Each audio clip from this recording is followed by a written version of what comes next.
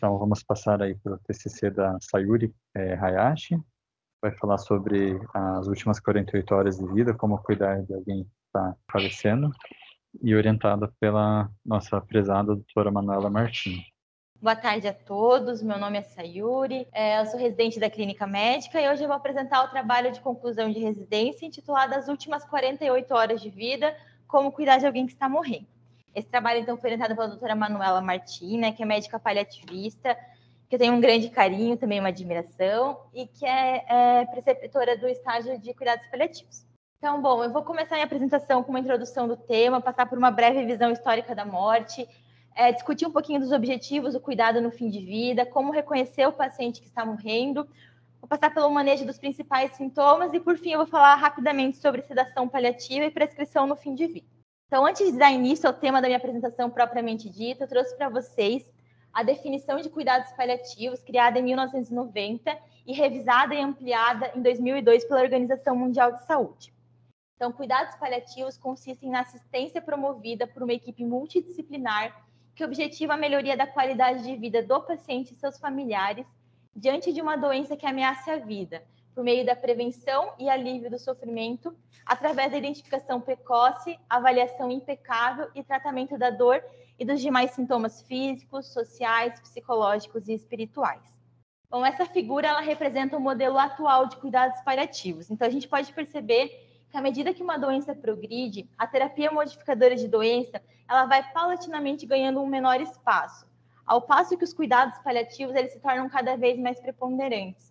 Nessa figura, a gente pode notar que é muito importante a instituição dos cuidados paliativos de uma forma mais precoce, no momento que o paciente recebe o diagnóstico de uma doença grave e ameaçadora da vida. E tão importante quanto a instituição precoce dos cuidados paliativos é compreender que eles não se encerram no momento da morte do paciente. Então, o apoio à família e a abordagem ao luto também são pontos essenciais desses cuidados. Então, de todas as pessoas que morrem, a minoria vai morrer de uma forma súbita e inesperada.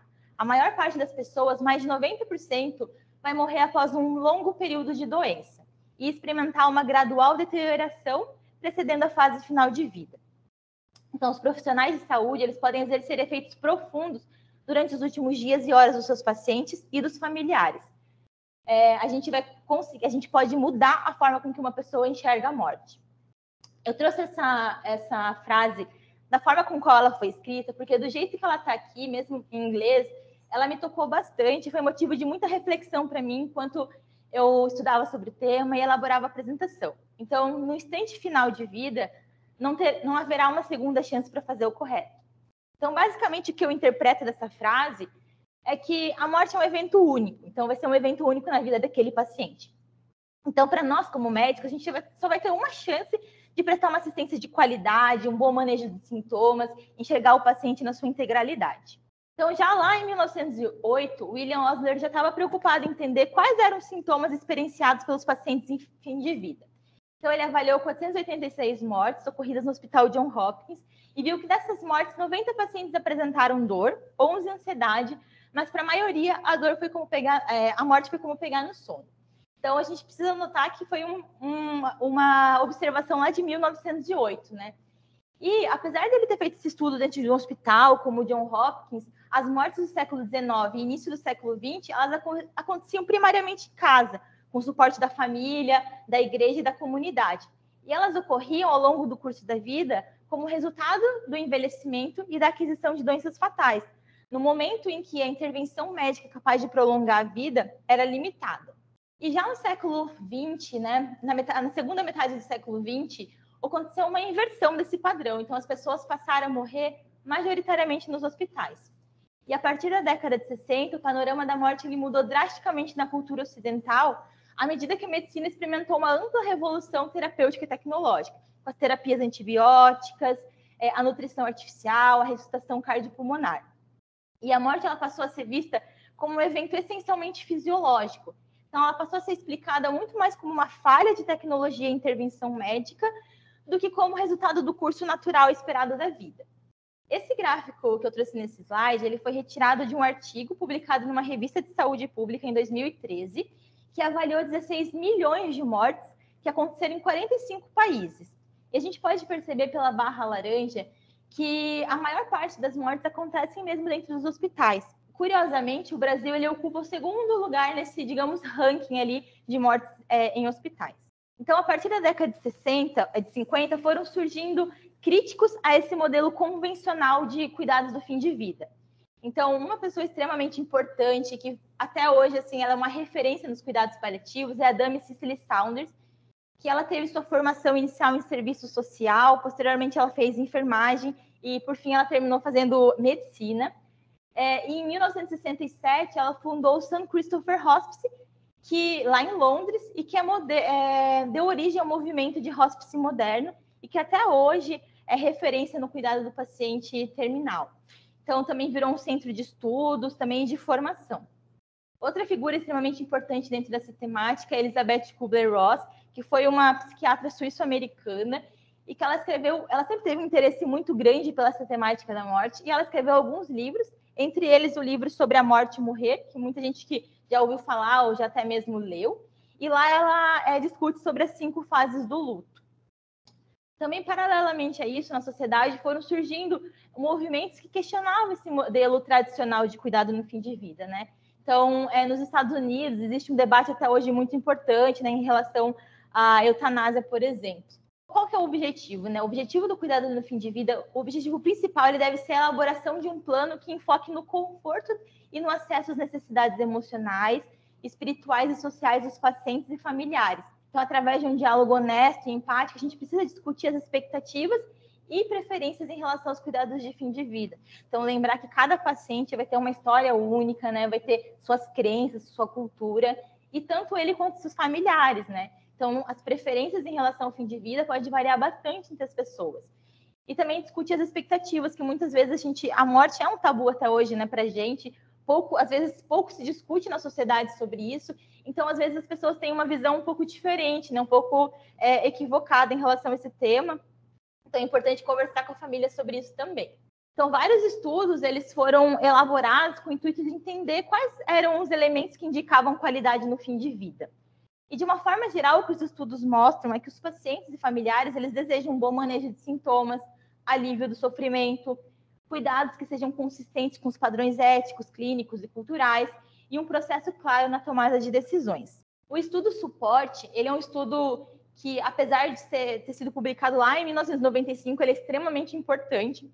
Foi um estudo publicado no JAMA, multicêntrico, que avaliou mais de 4.000 pacientes terminais.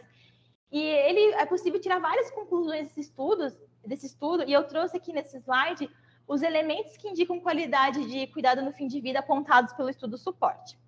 Então, o que os pacientes desejam é um bom manejo da dor e dos demais sintomas, higiene, ser tocado, estar com os problemas resolvidos, saber que a família está preparada para esse momento, ter conhecimento do que esperar, poder comunicar as preferências do tratamento, nomear alguém para tomar as decisões, despedir-se de pessoas importantes, reconhecer suas próprias realizações, resolver questões em abertos, manter a dignidade, o senso de humor, não morrer sozinho, ter alguém com quem conversar, confiar na equipe, no médico, ser capaz de discutir os medos pessoais, incluindo a morte e o morrer, não se sentir um peso para a família e para a sociedade, né? Ser capaz de ajudar os outros e estar em paz com Deus. E esse estudo, ele deu origem ao baralho Cartas na Mesa, que está disponível pela Sociedade Brasileira de Geriatria e Gerontologia, SBGG, e nele a gente consegue discutir com o paciente de uma forma um pouco mais lúdica essas questões.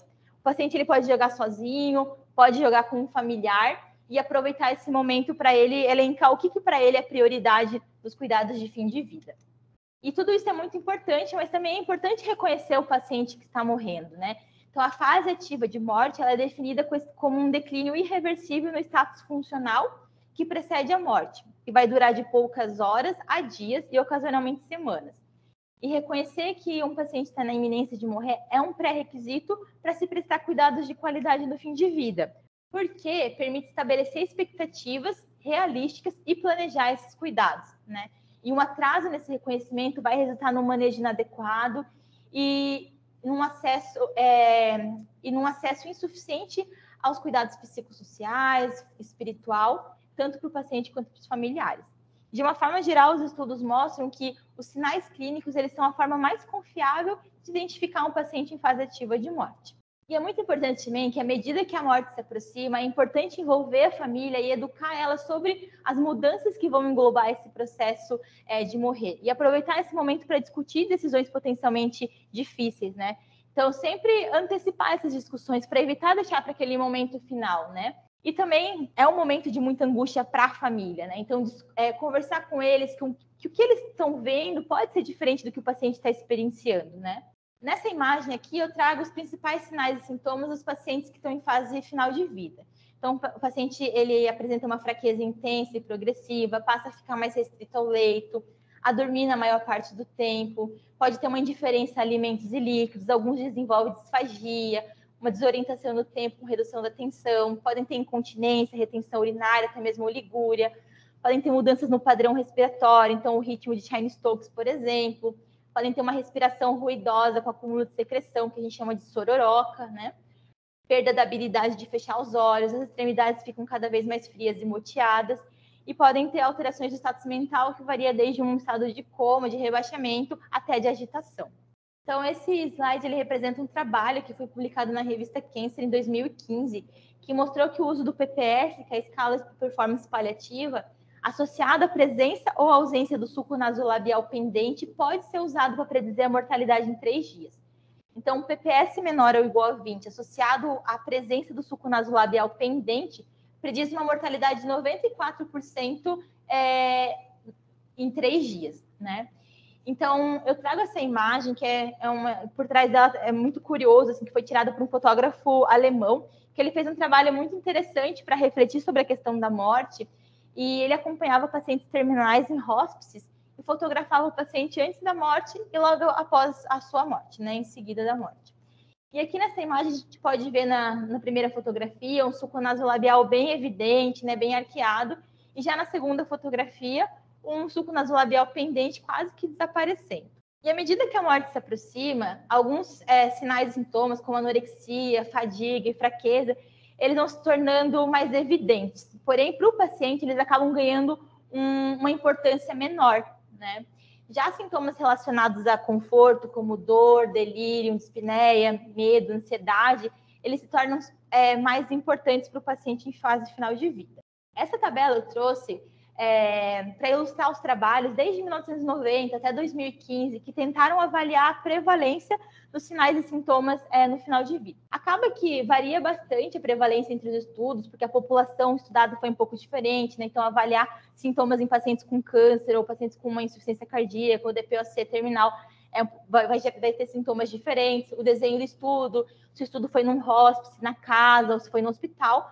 Mas o que eu queria demonstrar com essa imagem é que, de uma certa forma, sempre os mesmos sintomas são abordados, são os mais importantes. Então, a fadiga, a dor, a anorexia, a dispneia, a disfagia, né? Aquele ronco da morte, o sororoca, a ansiedade. E é importante entender quais os sintomas mais prevalentes no fim de vida, porque vai nos ajudar a educar o nosso paciente, os familiares, sobre o que esperar, né? E guiar as recomendações de tratamento e identificar oportunidades para melhorar o manejo de sintomas. Eu escolhi esses 6 sintomas para discorrer ao longo da minha apresentação. Então, eu vou falar um pouquinho sobre a anorexia, desidratação, sororoca, a disfunção neurológica, dispneia e dor. Então, em relação à alimentação no fim de vida, os estudos demonstram que a nutrição artificial ela não melhora o controle de sintomas e nem prolonga a vida.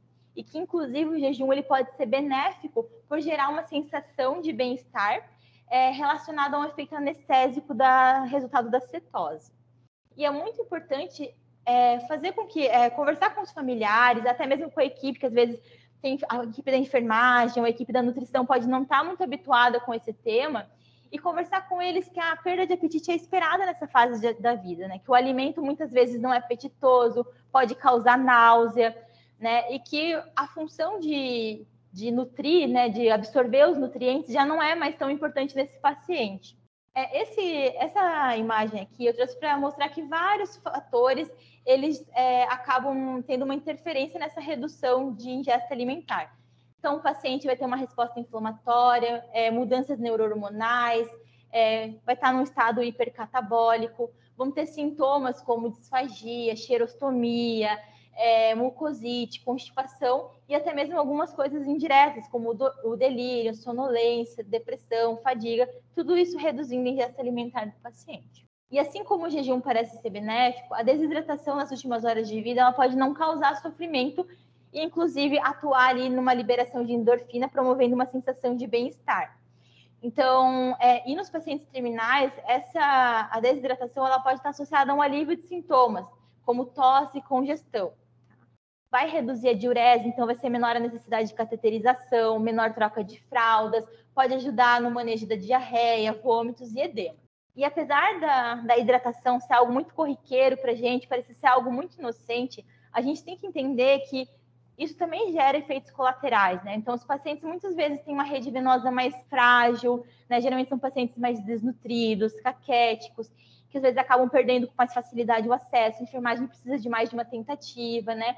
São pacientes que geralmente estão mais congestos, com secreção, mas a gente sempre tem que individualizar caso a caso, né? Então, no caso, por exemplo, em que a gente tem a intenção de reverter um delírio, que a gente acha que pode estar sendo causado pela desidratação, a gente pode tentar ali uma hidratação parenteral ali, mas sempre lembrando de fazer pela via menos invasiva, né? Então, de preferência pela subcutânea, através da hipodermóclise, né? E eu trouxe só para lembrar para vocês que a gente consegue fazer uma infusão de soro fisiológico com tranquilidade, até 1.500 ml em 24 horas em cada sítio. Tem até o guia da SBGG também, que é um guia extremamente útil, que a gente consegue ver quais as medicações podem ser infundidas também. E a sororoca, ou ronco da morte, que é esse ruído ali em via aérea, ele decorre do acúmulo de secreção e saliva ao longo da via aérea superior. E vários fatores contribuem para isso, né? Uma redução do reflexo da deglutição, disfagia, incapacidade de expectorar, né? Um paciente com um nível de consciência mais reduzido, e vai ocorrer em torno de 44% dos pacientes em fase terminal e é um forte preditor de aproximação da morte.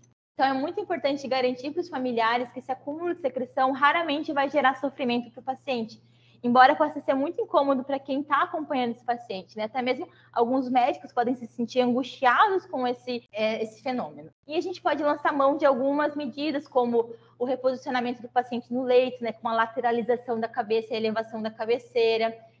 Lembrar de conversar com a fisioterapia, né? De contraindicar a aspiração de vias aéreas, porque além de não ser efetiva, de não ajudar ali a reduzir a sororoca, vai só causar mais sofrimento para o paciente. E o manejo farmacológico pode ser realizado com os anticolinérgicos, né, como a escopolamina e a atropina sublingual. E apesar do uso da escopolamina já ser bem estabelecido na prática, né, o GEMA publicou no final do ano passado um estudo, um ensaio clínico randomizado, que foi essencial para retificar isso que a gente já faz na prática, né? Então, ele queria avaliar se o uso da escopolamina subcutânea profilática, ela reduzia ali a ocorrência de sororoca. Foi um estudo que ocorreu em 6 hóspedes, avaliou 157 pacientes e mostrou que dos pacientes que usaram a escopolamina, né, 13% só desenvolveram sororoca, ao passo que os pacientes do grupo placebo, né, que foi uma infusão de 10 ml de soro fisiológico, 27% desenvolveram sororoca, gerando uma diferença estatisticamente significativa de 14%.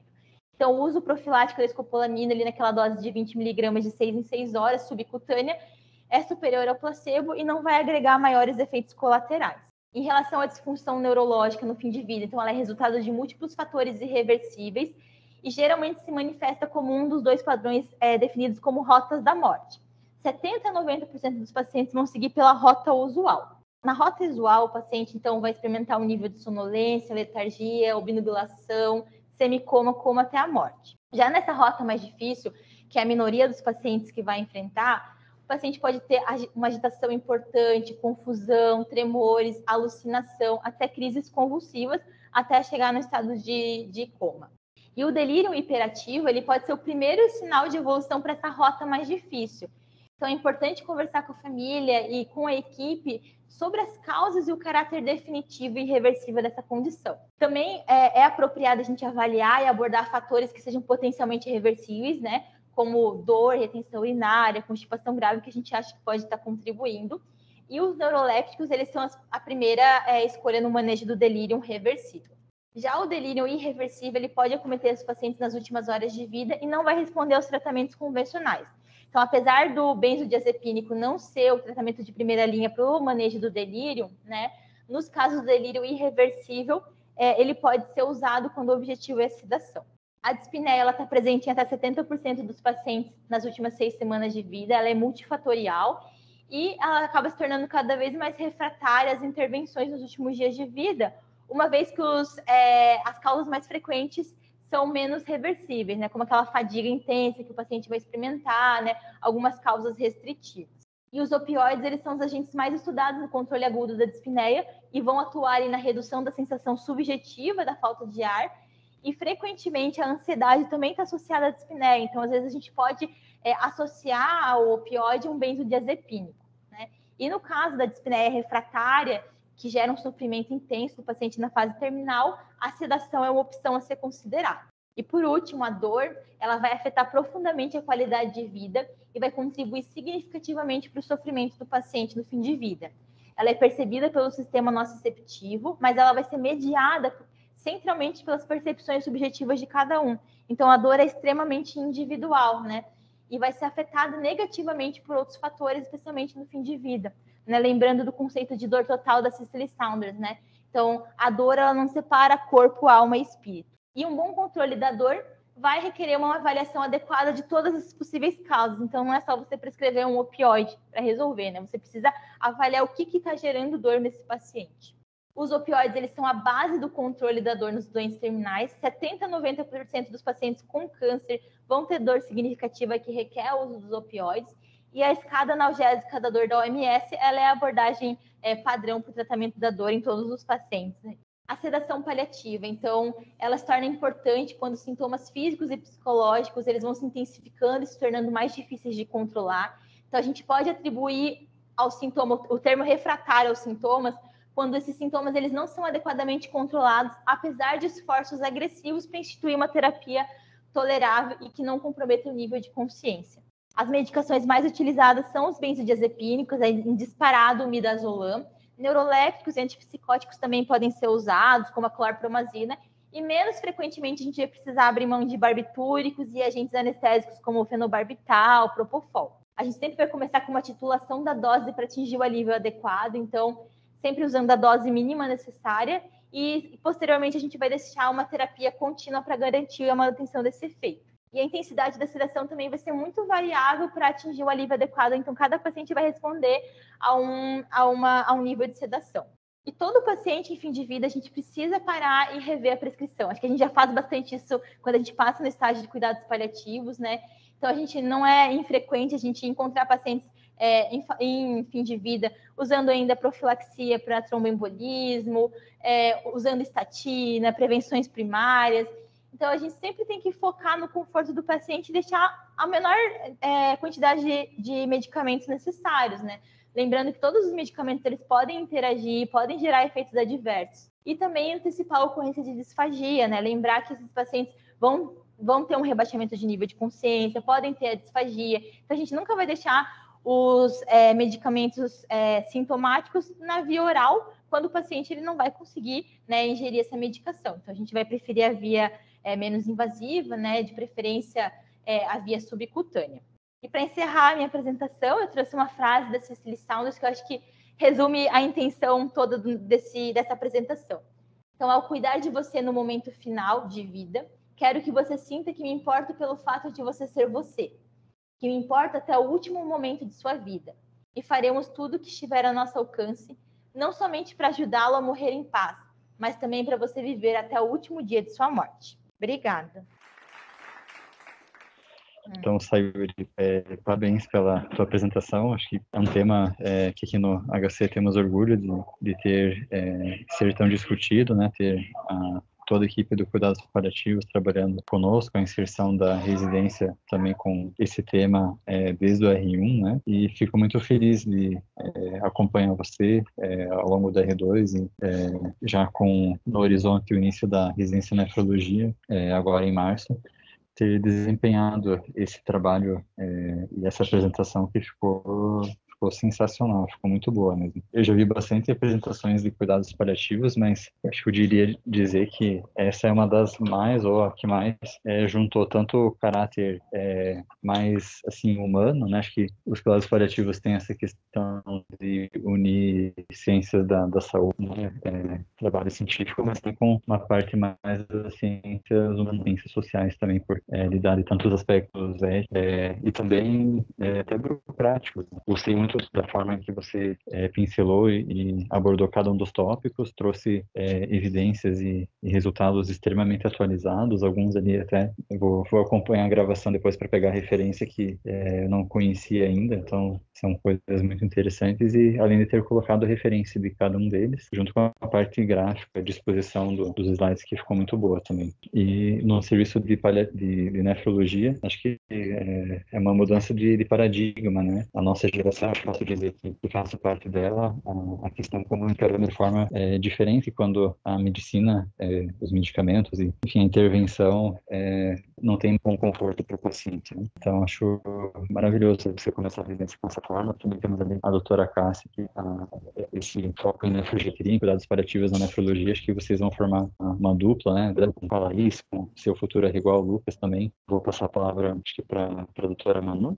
nesse primeiro momento, fazer suas considerações. Na verdade, não tem muitas considerações para fazer, porque eu também acho que a apresentação da Sayuri ficou excepcional, muito boa. Quando a gente fala nos momentos finais da vida de um paciente, é a gente saber reconhecer o que está acontecendo, saber como lidar com os sintomas que vão surgir ou que já estão acontecendo, mas também saber a importância de acolher a família, acolher esse paciente, entender quais são as demandas para além dos sintomas físicos, e acho que a Sayuri expôs isso de forma excelente na apresentação. Então, acho que quando a gente começa a olhar para isso com mais atenção, com mais carinho, a gente consegue alcançar o que a Sayuri colocou ali no começo, aquela frase em inglês que para mim também é muito marcante. Quando a gente está diante do fim da vida, a gente não tem segundas chances, né? E a forma como o paciente, mas principalmente as pessoas que estão ao redor vão viver aquilo que está acontecendo, vai realmente impactar em como essas pessoas vão poder elaborar aquela perda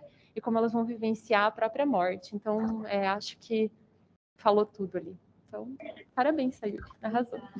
Primeiro, queria parabenizar a Sai, achei sensacional a apresentação, tanto a parte gráfica quanto o conteúdo que foi abordado e a forma com que ela falou. E acho que foi uma apresentação sensacional, porque conseguiu, em poucos minutos, aí sintetizar boa parte da nossa experiência no estágio do paliativos, que eu acho que é um grande diferencial da nossa residência.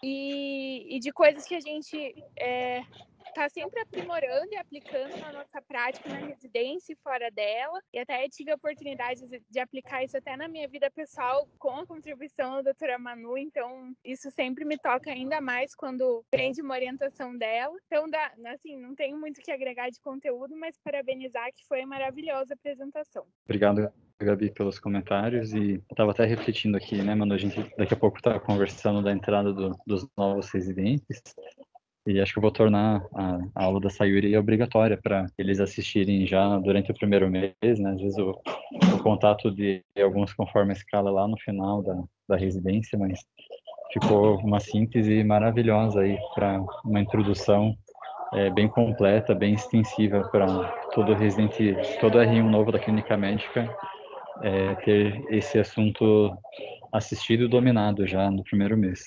Obrigada, doutor. Vai ser um prazer apresentar. Esse é um assunto que acho que vai ser de amplo uso para R1, R2, os residentes que vão entrar nas subespecialidades aí. Acho que é isso então, né, pessoal? Tá bom, muito obrigada a todo mundo que assistiu a apresentação. Uma abração, Sayuri, parabéns. Obrigada, doutor. Tchau, tchau.